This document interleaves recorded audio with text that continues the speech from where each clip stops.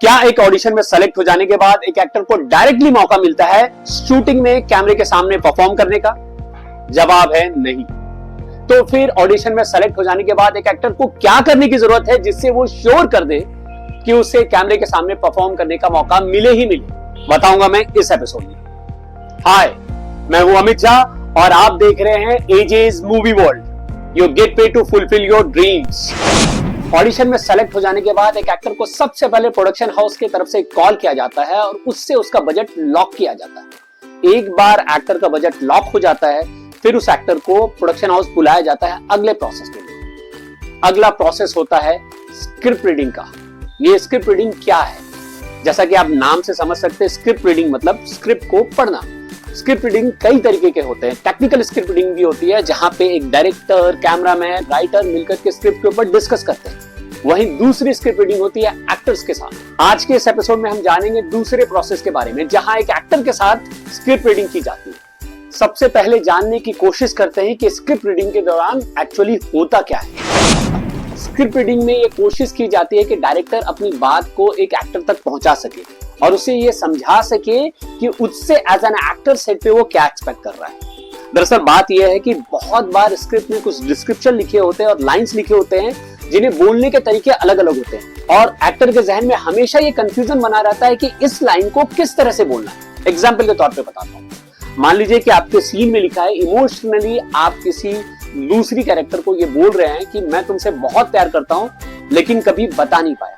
हालांकि मैं एक्टर नहीं हूं, लेकिन मैं कोशिश करूंगा कि इनैक्टमेंट करके बता सकूं कि सेम लाइन को एक एक्टर कैसे अलग अलग तरीके से इनैक्ट कर सकता है और उसे कैसे कंफ्यूजन होता है कि उनमें से कौन सा तरीका सही है। पहला तरीका, मैं तुमसे बहुत प्यार करता हूं लेकिन कभी हिम्मत ही नहीं हुई कि तुमको बता सकूं कि मैं तुमसे कितना प्यार करता हूं।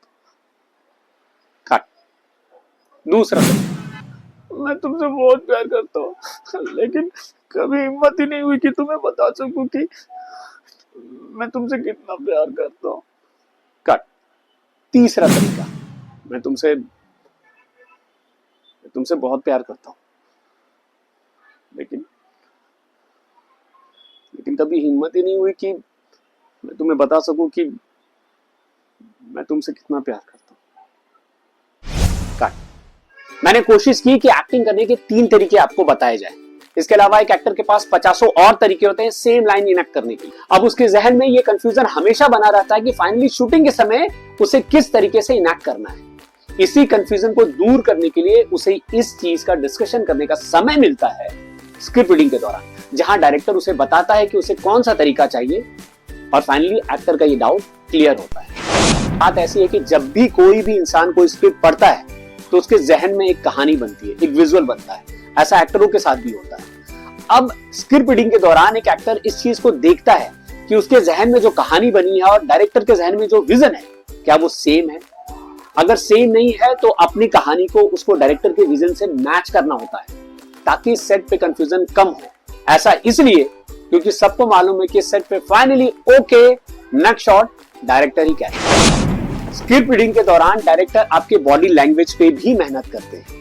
वो ये देखने की कोशिश करते हैं क्या आप उनके कैरेक्टर की तरह चल पा रहे हैं, बोल पा रहे हैं, खा रहे हैं, पी रहे हैं या ये सब करते हुए इनैक्ट कर पा रहे हैं। एग्जाम्पल के तौर पे अगर आप पुलिस इंस्पेक्टर हैं तो क्या आप पुलिस इंस्पेक्टर की तरह चल पा रहे हैं? बिकॉज पुलिस इंस्पेक्टर का वॉक ऐसा नहीं होगा। पुलिस इंस्पेक्टर का वॉक जिस तरह से होता है वो डायरेक्टर आपसे चलवा करके वो देखेंगे और अगर आप कोई गलती कर रहे हैं तो आपको बताएंगे। इसके अलावा कभी कभी स्क्रिप्ट में कोई कैरेक्टर की कोई स्पेशल क्वालिटी होती है जिसके बारे में ऑडिशन में आपसे पूछा गया हो और आपने बोला हो कि हाँ आप ये कर सकते हैं, उसके बारे में भी जांच और डिस्कशन की जाती है स्क्रिप्ट रीडिंग के दौरान। एग्जाम्पल के तौर पे मान लीजिए आपके कैरेक्टर को डांसर दिखाया गया है कहानी में, तो हो सकता है कि डायरेक्टर आपको बोले कि एक गाने पे डांस करके दिखाइए। अब ऐसा नहीं है कि वो डांस के बेसिस पे आपको जज करेंगे कि आप अच्छा डांस कर पा रहे हैं या नहीं, लेकिन हाँ वो डांस के बेसिस पे ये देखना चाहते हैं कि आप डांस करते हुए कितने ग्रेसफुल लग रहे हैं और आगे जब आपको सेट पे कोरियोग्राफर मिलेगा तो उनके साथ कितना कंफर्टेबली आप डांस कर पाएंगे। स्क्रिप्ट रीडिंग के दौरान एक एक्टर के टोन पे मेहनत की जाती है। टोन मतलब बोलचाल के लहजे पे। दरअसल हम जिस जगह से आते हैं उस जगह का हल्का सा प्रभाव हमारे बोलचाल के लहजे पे जरूर पड़ता है। जैसे मैं बिहार से आता हूं तो मेरे बोलचाल के लहजे में हल्का बिहारी टच होगा ही। कभी कभी हम डायरेक्टर्स उस एक्टर से जो कैरेक्टर निभाना चाहते हैं अपनी स्टोरी में, उसमें कोई टोन होता है और उस टोन को उस एक्टर में डालने के लिए हम मेहनत करते हैं स्क्रिप्ट रीडिंग के दौरान। अब ये जानने की कोशिश करते हैं कि स्क्रिप्ट रीडिंग के पहले एक एक्टर को कैसे खुद को तैयार करना चाहिए। जब भी स्क्रिप्ट रीडिंग होती है उसके पहले आपको स्क्रिप्ट भेजी जाती है प्रोडक्शन हाउस की तरफ से, या फिर जिस दिन स्क्रिप्ट रीडिंग होती है उस दिन आपको स्क्रिप्ट दी जाती है। आप जितनी बारीकी से स्क्रिप्ट पढ़ सके वो बेहतर है, जितनी बार स्क्रिप्ट पढ़ सके वो उससे भी ज्यादा बेहतर है। अगर आप स्क्रिप्ट बार बार पढ़ेंगे तो आपको स्क्रिप्ट के सीक्वेंसेस याद हो जाएंगे और ये आगे स्क्रिप्ट रीडिंग के दौरान आपकी मदद करेगा। जब आप स्क्रिप्ट को बहुत ही बारीकी से पढ़ेंगे तो आपको दिखेगा कि कुछ एक इवेंट है जो आपको समझ नहीं आ रहा है कि ऐसा क्यों हो रहा है। अब आपका एज एन एक्टर ये काम होता है कि उस इवेंट को आप अंडरलाइन कर दें और जब भी रीडिंग हो आप डायरेक्टर से इस बात को क्लियर करें कि वो इवेंट ऐसा क्यों हो रहा है, वो चीज ऐसी क्यों लिखी गई है स्क्रिप्ट में। एक बार आप उस चीज को समझ जाएंगे तो आगे उस सीन को इनैक्ट करने में आपको बहुत मदद मिलेगी। कभी कभी स्क्रिप्ट पढ़ने के दौरान आपको ये कंफ्यूजन हो सकता है उसके डिस्क्रिप्शन से कि वो सीन आखिरकार शूट कैसे होना है। एग्जाम्पल के तौर पे समझाता हूं। मान लीजिए आपके स्क्रिप्ट में लिखा है कि आपको किसी दूसरे कैरेक्टर को किस करना है। आप रीडिंग के दौरान इस डाउट को क्लियर कर सकते हैं डायरेक्टर से पूछ करके। आप डायरेक्टर से डायरेक्टली पूछ सकते हैं कि सर इस किसिंग सीन को आप कैसे शूट करने वाले हैं। क्या आप एक्सपेक्ट करें कि हम दोनों एक्चुअल में किस करें, या फिर आप चीट से ऐसा शूट करने की सोच रहे हैं जहां पे लगेगा कि हम लोग एक दूसरे को किस कर रहे हैं लेकिन किस नहीं होगा। ये चीज अगर आपकी स्क्रिप्ट रीडिंग के दौरान क्लियर हो जाएगी तो शूट के दौरान आप कंफ्यूज नहीं रहेंगे और अपने शॉट को बेटर तरीके से दे पाएंगे। याद रखिए, स्क्रिप्ट रीडिंग के दौरान आपको ऑब्जर्व किया जाता है।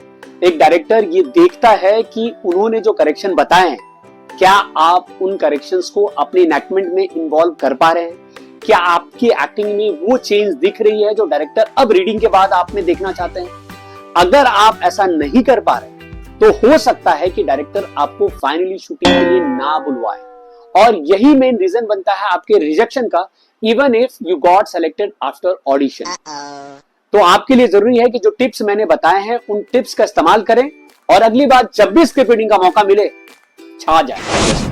अगर आपको मेरी ये वीडियोस पसंद आ रहे हैं तो प्लीज सब्सक्राइब कीजिए मेरे चैनल को, वीडियो को लाइक कीजिए और शेयर कीजिए जितना ज्यादा हो सके। And thank you for watching the video and keep trying hard until you succeed.